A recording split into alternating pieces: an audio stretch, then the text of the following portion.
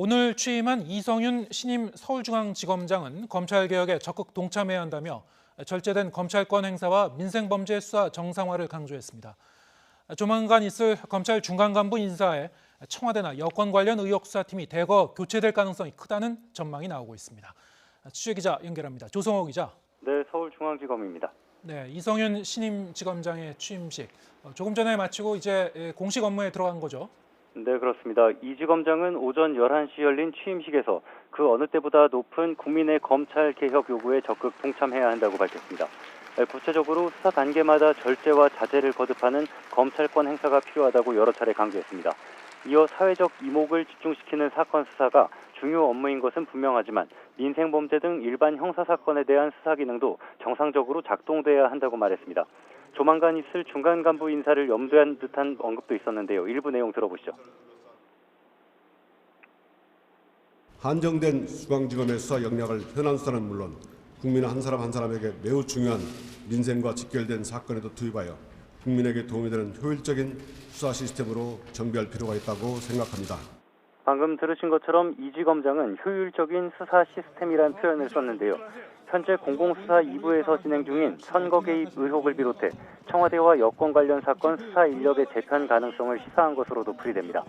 이 지검장은 문재인 대통령의 경희대 법대 후배로 검찰 내 대표적인 친문 인사로 꼽힙니다.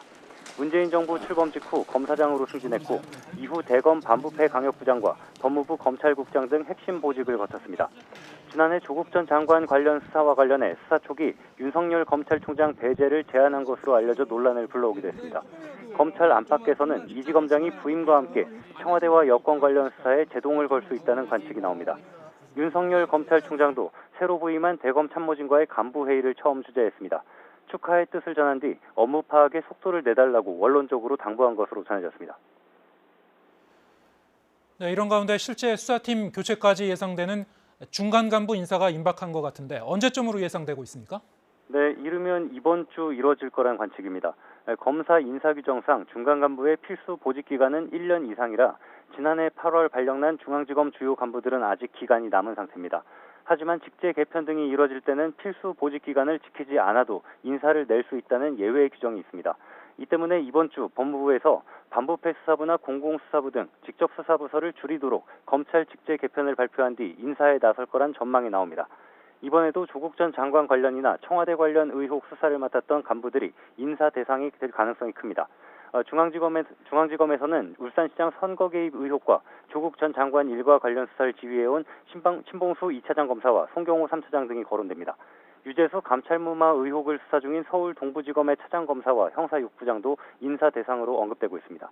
차장이나 부장급뿐 아니라 부부장 검사도 승진 등의 방식으로 교체될 수 있습니다. 이렇게 되면 관련 수사팀이 물리적으로 수사를 이어가기 힘들 만큼 사실상 수사팀이 해체될 수도 있어 검찰 내부 반발이 거셀 전망입니다. 지금까지 서울중앙지검에서 YTN 조성호입니다.